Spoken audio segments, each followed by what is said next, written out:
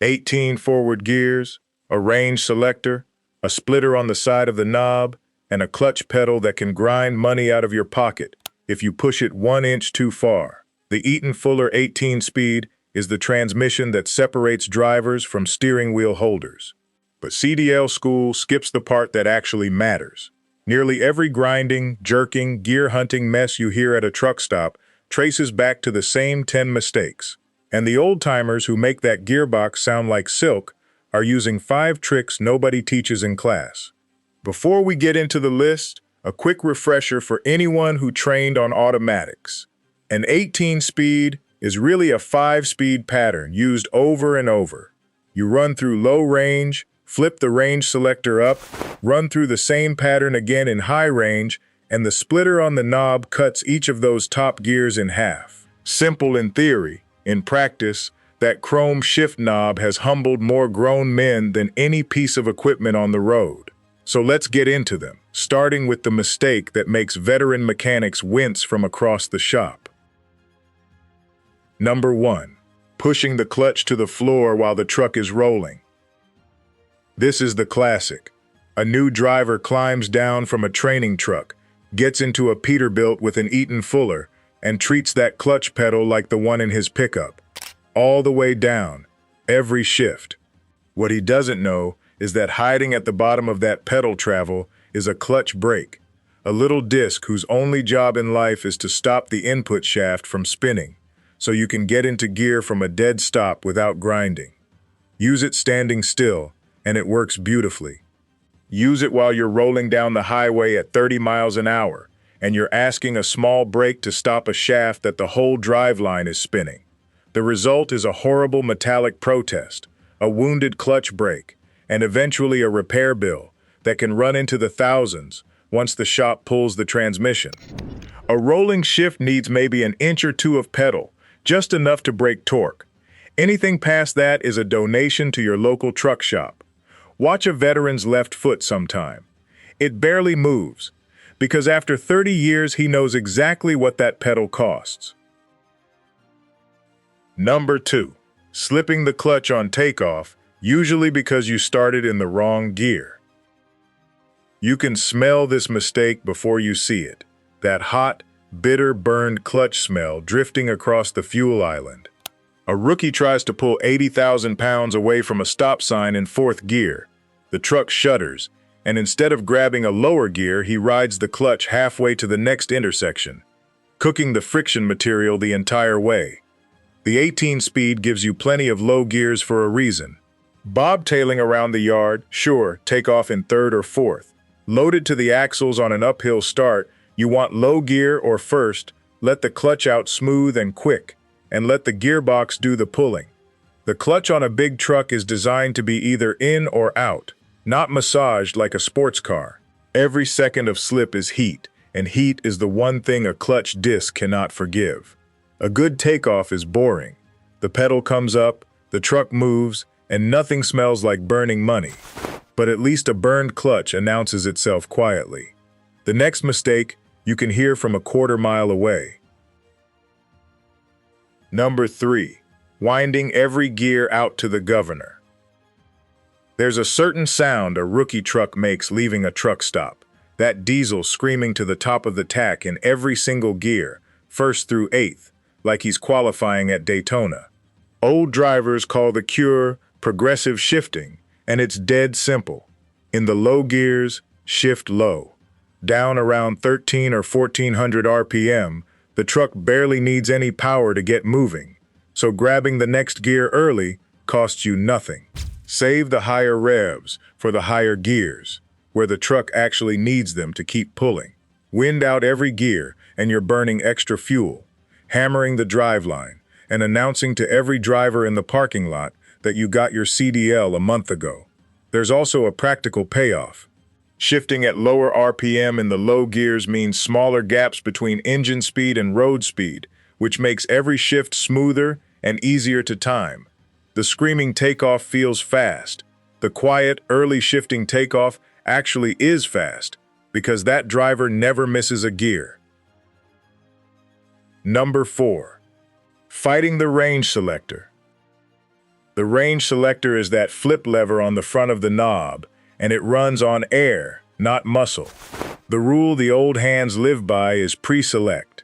Somewhere in fourth gear, before you ever move the stick, you flip that selector up.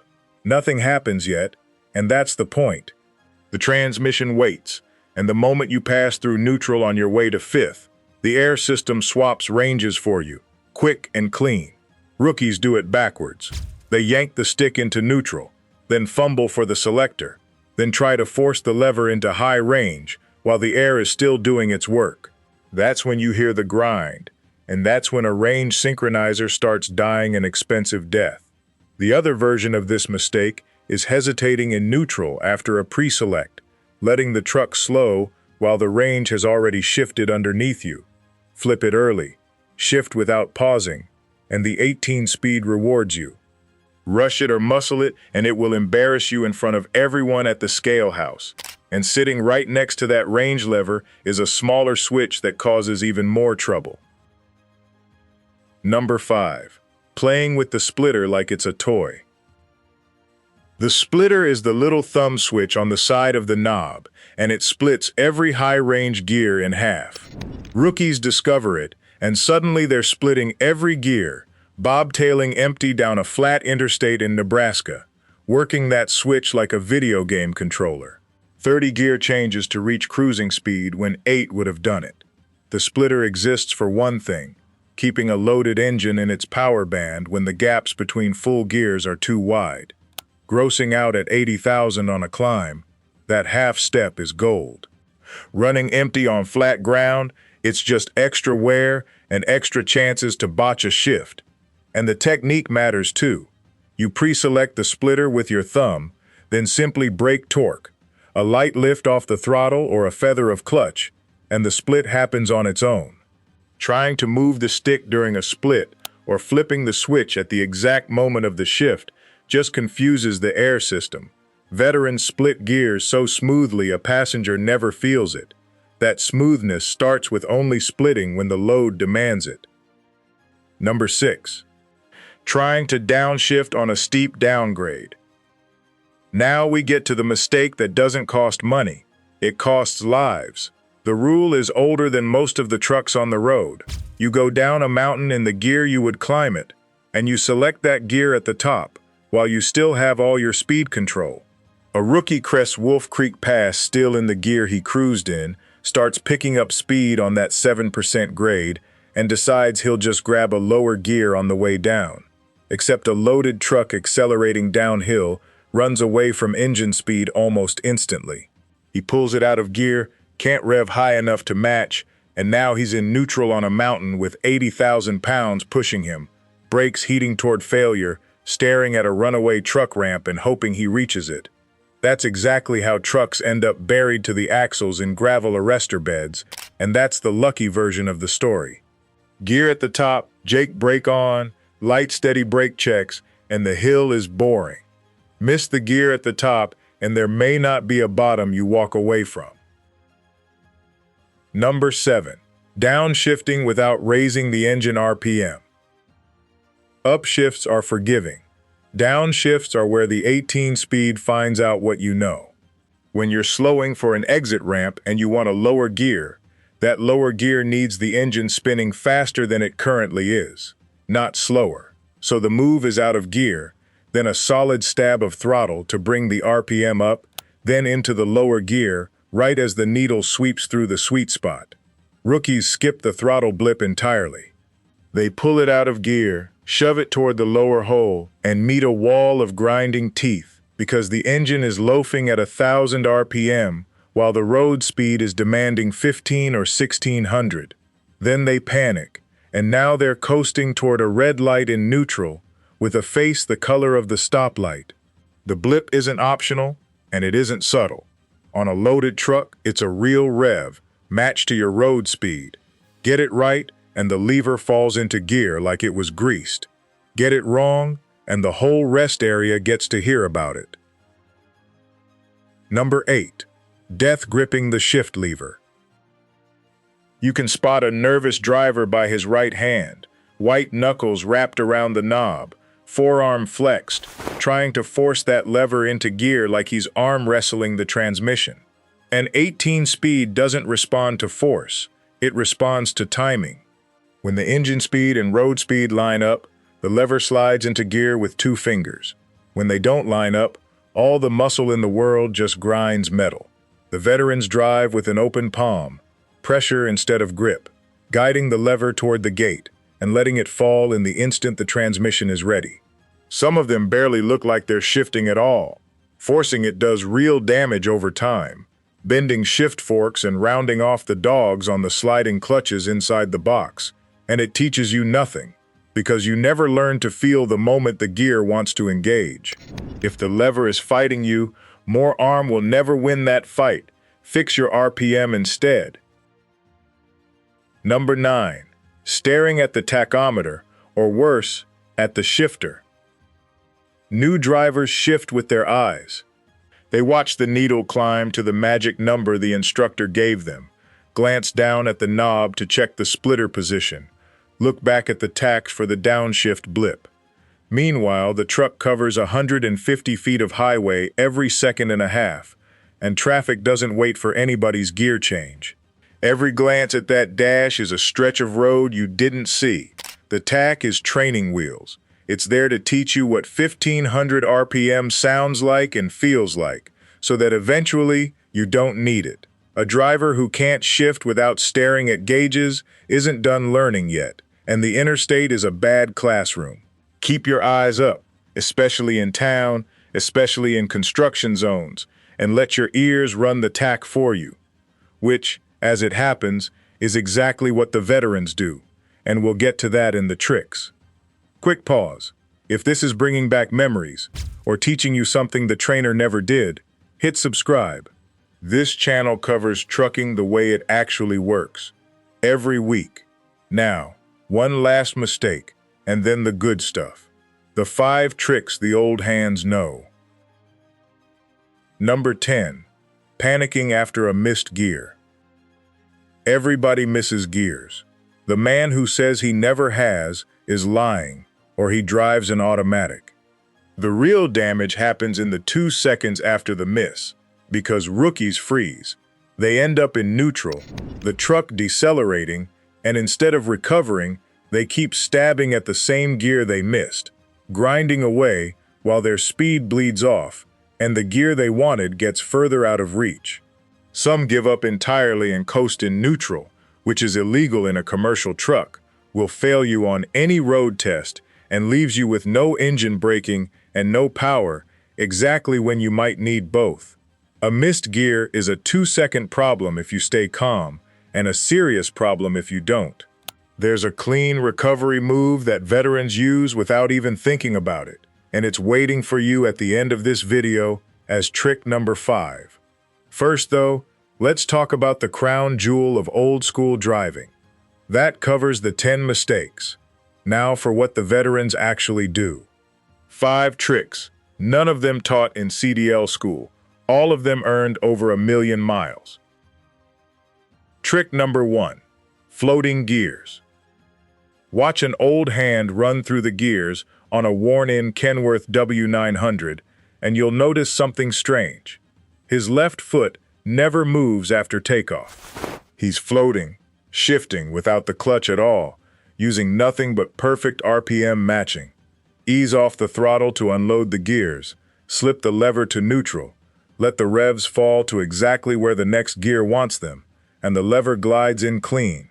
No clutch, no grind, no drama. Done right. Floating is actually gentler on the truck than clutching, because there's no clutch wear at all, and the gears only engage when speeds truly match. Done wrong, it's a grinding disaster, which is why you learn it gradually, one shift at a time, in an empty parking lot, not loaded in Atlanta traffic. Schools don't teach it, and examiners don't want to see it on a test, but out in the real world, it's the smoothest way to run an 18-speed ever devised, and it's half the reason a veteran's shifts sound like nothing at all. Trick number 2, skip shifting when you're empty. An 18 speed gives you 18 gears. Nothing says you have to use all of them. Pulling an empty trailer or bobtailing, a veteran might leave a stoplight in 4th, jump straight to 6th, then 8th, then 10th, skipping whole gears, because a light truck simply doesn't need every step. Half the shifts, half the wear, half the chances to make a mistake, and the truck gets to speed just as fast. The skill is in reading the load and the ground. Heavy and uphill, you use every gear and both splits. Light and flat, you lope through the box in big lazy steps. This is also why the old-timers look so relaxed in traffic. While the rookie is performing 30 gear changes through town, the veteran makes 9, and he's got a hand free for his coffee. Knowing which gears to use is half the game. Knowing which ones to skip is the other half. Trick number 3. Using the splitter to live in the sweet spot on a grade. Remember mistake number 5, the rookies splitting every gear on flat ground. Here's where the splitter actually earns its place on the knob. A loaded truck climbing a long grade wants to stay in its peak torque band, that narrow slice of RPM where the engine pulls hardest. Drop a full gear on a climb and the revs jump too high, wasting the band. Stay in the gear too long and the revs sag below it, and the truck starts dying on the hill. The half step of the splitter lets a veteran walk the engine right down the middle, dropping half a gear at a time, so the tax never leaves the meat of the power. Watch a heavy hauler take a mountain pass and you'll see it. Small, precise splits, timed to the grade, the diesel holding one steady note, all the way to the summit, while lesser drivers hunt and lug around him. It's the difference between fighting the mountain and negotiating with it. Trick number 4, shifting by sound and feel. Ask a 30-year driver what RPM he shifts at, and there's a decent chance he can't tell you a number, because he hasn't looked at a tachometer since the 90s. He shifts when the engine tells him to. Every diesel has a voice, and after enough miles you know the exact pitch where it wants the next gear, the way the cab vibration changes when it's lugging, the sound of the turbo when the load comes on. His hands and ears run the whole gearbox while his eyes stay on the road, which is exactly where mistake number 9 said they belong. This one can't be rushed and can't be faked. It's simply what happens when a man and a machine spend 1,000,000 miles together. But you can speed it up. Every time you shift by the tack, listen, attach the sound to the number. One day you'll catch yourself grabbing a gear before you ever look down, and that's the day the 18 speed stops being a puzzle and starts being an instrument. And trick number 5, the recovery move. This is the answer to mistake number 10, and it's beautifully simple. You miss a gear, the truck is coasting in neutral, speed falling. Don't chase the gear you missed. It's gone. The truck slowed while you fumbled, so that gear no longer matches your road speed. Instead, aim one gear lower than the one you missed. Bring the revs up with a firm blip of throttle and slide it home. The lower gear matches your new, slower road speed, and the raised RPM meets it perfectly. 2 seconds, no grinding, no panic, and to anyone watching it, just looks like you meant to do that. Veterans execute this so automatically that passengers never notice a miss happened at all. That's the real secret hiding under all 15 points of this video. The old hands aren't perfect. They miss gears, they misjudge grades, they get surprised like anyone else. They've just made every mistake on this list so many times that the recovery became part of the driving. So respect the clutch brake, start in the right gear, shift low in the low gears, pre-select your range, save the splitter for when it matters, and pick your downhill gear at the top of the hill, every single time. The 18 speed isn't going anywhere. There are still fleets that swear by it, still owner-operators who wouldn't trade theirs for any automatic ever built, and there's a reason for that. When you finally get good on one, it stops feeling like a transmission and starts feeling like a handshake with the truck. If you ran 18 speeds for a living, tell everybody in the comments what mistake you'd add to this list, because there are plenty more where these came from. And if you want more old-school trucking knowledge that's disappearing one retirement at a time, That video on your screen is where to go next. Keep the shiny side up.